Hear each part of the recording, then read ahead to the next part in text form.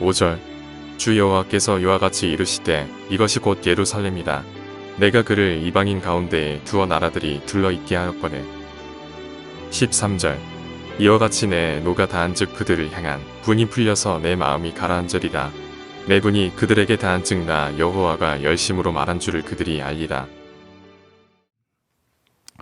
오늘 아침 우리가 에스겔 5장을 보면 이제 하나님께 부름받은 이 에스겔, 이스라엘의 파수꾼으로서의 사명을 감당하면서 여러 가지 어떤 행동적인 예언을 합니다. 그 중에 이제 하나님이 또 하게 하신 것은 에스겔의 머리털과 수염을 깎아서 싹 밀어서 그 머리털과 수염을 저울에 나누어서 3분의 1씩 나누어 달게 합니다. 그러면서 그 이제 성읍을 예루살렘 성읍을 에워싸는 날이 차거든. 2절에 보면 성읍을 에워싸는 날이 찬다 하는 얘기는 예루살렘이 포위가 되는 이제 그 날입니다. 그 날에 대해서 미리 예언을 합니다. 더러 3분의 1은 성읍 안에서 불사르고 3분의 1은 성읍 사방에서 칼로 치고 또 3분의 1은 바람에 흩어버립니다. 바로 이것은 이제 성읍 안에서 3분의 1이 불사른다라는 얘기는 바로 그것은 전염병의 이야기입니다. 12절에 보면 너희 가운데 3분의 1은 전염병으로 죽으며 기근으로 멸망할 것이고 그 다음에 3분의 1은 내가 사방에서 칼에 엎드러지고 전쟁에서 칼에 죽게 되고 그 다음에 나머지 3분의 1은 사방에 흩어버리고 또 내 그 뒤를 따라가며 칼을 빼리라. 예루살렘의 멸망에 대한 예언을 이 에스겔은 자기의 머리털 이 수염을 깎아서 그걸 3분의 1씩 나누어서 이렇게 칼로 치고 바람에 흩어버리고 불사르고 이런 행동으로서 예루살렘이 이렇게 될 것이다 하는 것을 보여줍니다. 그러면 왜 이렇게 예루살렘이 멸망을 당할 수밖에 없느냐 하는 문제, 가장 근본적인 문제는 하나님께서 이 예루살렘을 어떻게 취급하고 계시는가 하는 것을 봐야 되는데 5절에 보면 주 여호와께서 이와 같이 이르시되 이것이 곧 예루살렘이라 내가 그를 이방인 가운데 두어 나라들이 둘러있게 하였거늘. 하나님은 예루살렘을 이방인 가운데 두어서 나라들이 둘러있게 했다. 이방인들 중에서 살게 했다는 것이고 그 얘기는 하나님의 원래의 의도와 목적은 이 하나님의 백성들을 통해서 주변 모든 민족들에게 하나님의 살아계심, 하나님의 영광, 하나님의 능력, 하나님의 거룩하심 이런 것들을 드러내고 보여주는 역할이 바로 이스라엘입니다. 그래서 하나님이 이스라엘을 선택해서 이 세상의 빛으로 소금으로 살게 하시고 하나님의 그 거룩함을 드러내게 했는데 그것이 하나님의 의도와 목적이었습니다. 그런데 문제는 뭐냐 하면 6절에 그가 내 규례를 거슬러서 이방인보다 악을 더 행하며 이방인들에게 좋은 뭔가를 보여줘야 되는데 오히려 거꾸로 이방인보다 악을 더 행한다고 표현합니다. 내 율례로 그리함은 그를 둘러있는 나라들보다 더하니 이는 그들이 내 규례를 버리고 내 율례를 행하지 아니하였습니다. 하나님은 이스라엘이 이 이방인들에게 믿음의 좋은 본을 보이고 살아계신 하나님을 드러내고 증거하기를 원하셨는데 예루살렘은 오히려 주변 이방인들보다 더 악하다는 얘기입니다. 7절에도 그러므로 나 주 여호와가 말하노라 너희 요란함이 너희를 둘러싸고 있는 이방인보다 더하여 내 율례를 행하지 아니하며 내 규례를 지키지 아니하고 너희를 둘러 있는 이방인들의 규례대로도 행하지 아니하였다. 적어도 이방인들은 일반적인 그런 어떤 상식과 법률을 가지고 기본적인 어떤 이 선을 행하려고 애를 쓰는 그런 민족이다. 그렇게 보고 이스라엘은 살아계신 하나님을 아는 민족인데도 이방인들보다 더 못하다는 얘기입니다. 예수 믿는 사람이 예수 안 믿는 사람보다 더 못한 바로 그런 진짜 멸망당할 직전이라는 것을 이렇게 보여주고 있습니다. 교회는 세상 속에서 나와서 또 그래서 건짐을 받았지만 다시 세상으로 들어가서 세상의 빛으로 소금으로 역할을 해야 될 그 사명이 우리 교회에 있습니다. 그렇다면 우리의 삶이 어떻게 되어야 되느냐? 진정한 하나님의 살아계심과 하나님의 거룩과 은혜 이런 것들을 드러내고 보여주는 그 역할을 하는 것이 오늘 우리 교회의 사명입니다. 우리 성도들이 직장 생활을 하고 사업을 하면서 불신자들과의 관계 속에서 대화를 하고 뭔가를 해나갈 때에 하나님께서 원하시는 것은 우리를 그곳에 심어 놓으셨다는 사실입니다. 그런데 예수를 믿는다고 하는 우리가 오히려 이방인들보다 더 못하다, 더 악하다 그렇게 되어버리면 결국은 복음은 선포될 수가 없고 하나님의 영광은 드러날 수가 없는 것입니다. 그래서 예루살렘에 대해서 하나님이 진노하시는 그 근본적인 마음이 무엇인가에 대해서 분명히 우리가 기억을 해야 됩니다. 그래서 8절 그러므로 나 주 여호와가 말하노라 나 곧 내가 너를 치며 이방인의 목전에서 너에게 벌을 내리되 이방인들에게 보여줘야 되는데 이 좋은 걸 보여주지 못하니까 이방인들 보는 앞에서 벌을 받는 모습을 보여주게 됩니다. 교회가 망하는 모습을 보여준다는 것입니다. 이게 얼마나 참 안타까운 일인지 모릅니다. 예루살렘이 바로 그런 일입니다. 그래서 예루살렘의 멸망당할 때 그 모습들을 보면 너무나 처참한 모습인데 10절에 보면 그리 한즉 내 가운데서 아버지가 아들을 잡아먹고 아들이 그 아버지를 잡아먹으리라. 아버지와 아들이 아주 가장 가까운 그러한 관계인데 기근이 얼마나 극심했으면 아버지가 자식을 잡아먹고 자식이 아버지를 잡아먹는 이런 일까지 벌어지느냐 그죠. 하나님께서 벌을 내리시면 바로 이와 같은 일이 벌어진다는 것을 분명히 얘기하고 있습니다. 그리고 나서 이제 13절에 보면 이와 같이 내 노가 다한즉 그들을 향한 분이 풀려서 내 마음이 가라앉으리라.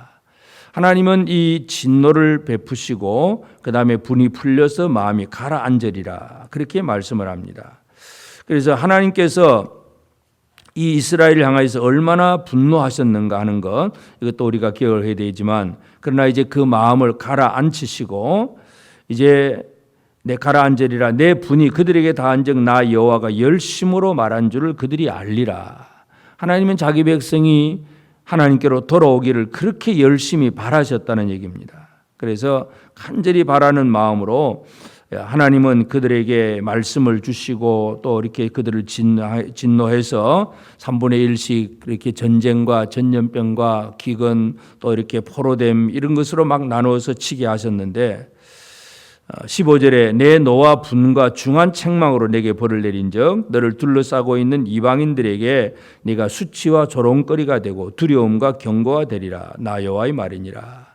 이스라엘은 이방인들에게 수치와 조롱거리가 되고 또 그걸 때문에 이방인들은 두려움을 얻게 되고 경고를 얻게 됩니다. 그래서 이스라엘을 이스라엘을 치시는 하나님의 그 진노와 심판 때문에 결국 이 이방인들에게 두려움과 경고를 주시는 하나님이라는 것을 우리가 알 수가 있습니다. 그래서 오늘 우리는 이제 이 에스겔 5장을 통해서 이스라엘이 어떤 위치에 있는가, 어떤 사명을 가졌는가를 다시 한번 기억한다면 이것은 지금도 마찬가지입니다. 우리 교회는 세상 속에 있습니다. 세상 밖으로 나가질 않습니다. 이 세상 속에 있으면서 하나님의 영광을 드러낼 사명이 있습니다. 그런데 우리가 하나님의 영광을 드러내기는커녕 믿음으로 살지 못하고 이방인들보다 더 못한 생활을 살고 있다면 이것이 바로 멸망이라고 하는 것을 우리는 다시 한번 기억을 해야 되겠습니다. 그러므로 오늘 우리는 이 하나님의 영광을 드러내는 사명을 제대로 감당하고 있는가 이 부분을 우리가 살펴봐야 되겠습니다. 그래서 이 땅 사람들이 제멋대로 살고 있지만 우리는 하나님을 알고 거룩한 하나님 앞에 거룩하게 살아가려고 몸부림치고 믿음으로 살려고 애를 쓰고 하나님을 섬기려고 애를 쓰는 이 거룩한 노력들 이런 것들이 세상 사람들에게 왜 그런가 하고 의아해할 정도로 그래서 그들이 우리에게 질문을 하면 우리가 가지고 있는 소망에 대한 관한 이유를 정확하게 말할 수 있도록 이렇게 늘 하나님을 바르게 섬기는 삶을 보여주는 역할 이것이 바로 우리가 해야 할 일입니다. 그래서 내 주변의 이웃들에게 나는 하나님 살아계신 하나님을 어떻게 섬기고 하나님이 살아계신다는 걸 보여줄 수 있을까? 이 질문을 가지고 오늘 이 하루를 우리가 살아가야 됩니다. 우리는 예수님이 제자들에게 말씀하신 것이 너희가 세상의 빛이고 너희가 세상의 소금이라고 얘기를 합니다. 그러면서 예수님이 제자들에게 더해 주신 말씀을 보면 마태복음 5장 20절에 보면 너희 의가 이 서기관과 바리새인보다 더 낫지 못하면 결코 천국에 들어가지 못하리라. 너희 의가 이 서기관과 바리새인보다 낫지 못하면 결코 천국에 들어갈 수 없다고 분명히 말씀을 합니다. 서기관과 바리새인의 의를 보면 이들은 율법을 지키려고 애를 쓰고 착한 일을 많이 하고 구제하고 기도하고 선을 행하려고 얼마나 애를 많이 쓰는지 모릅니다. 그런데 예수님은 그 사람들보다 더 나아야 된다는 것을 말씀합니다. 인간적인 면에서 바리새인이나 어떤 서기관들이 율법을 지켜가는 그런 어떤 의로운 행동들, 그것을 따라잡기가 쉽지는 않습니다.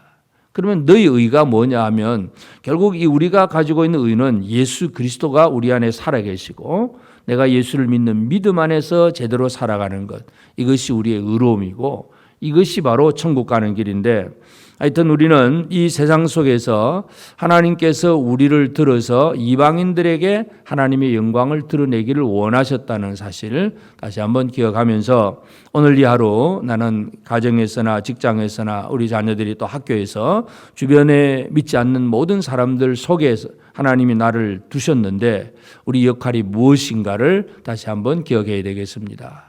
우리 한국 땅으로 본다면 옛날에는 이 독립 3.1 운동을 하고 막 독립운동을 할 때 그때 당시에는 기독교인이 40만 정도였습니다. 아주 적은 숫자였습니다. 그러나 세상 속에서 빛으로 역할을 하면서 3.1 운동도 하고 뭐 독립운동도 하는 그런 일들도 많이 이루어집니다. 지금은 뭐 어떤 사람은 1000만이라고 하기도 하고 코로나 때문에 많이 줄었다고 얘기하긴 하지만, 그러나 교회가 이 세상의 진정한 빛을 발하고 세상이 교회를 참 흠모하고 또 저렇게 돼야 되겠구나 하고 따라올 수 있을 정도로 그러한 삶을 보여주느냐 하는 그런 문제에 대해서는 많은 사람들이 그렇지 않다고 얘기를 합니다. 그래서 오늘 우리는 우리의 사명이 무엇인지 오늘 이 아침 우리 다시 한번 기억하면서 하나님께서 이스라엘을 이방인 가운데 두어서 하나님의 영광을 드러내기를 원하셨는데 이스라엘은 실패를 합니다. 그것이 멸망의 원인이었습니다. 그래서 오늘 나는 이방인 가운데 둔 이스라엘처럼 내 주변의 사람들 속에 있는 내가 되었기 때문에 내 주변에 있는 이방인들에게 어떻게 하나님의 영광과 거룩하심을 드러낼 수 있을까?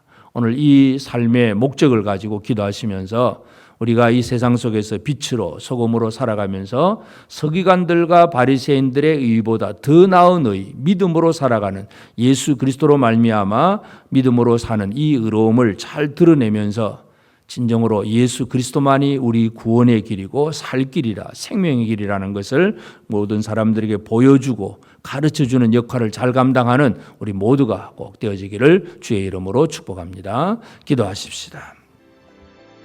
이제 오늘 받은 말씀으로 함께 기도하겠습니다. 나의 주변에 있는 사람들에게 하나님의 형상을 드러내는 사명이 내게 있음을 알고 하나님의 영광과 은혜와 거룩하심을 드러내고 보여주는 일을 잘 감당하게 하옵소서.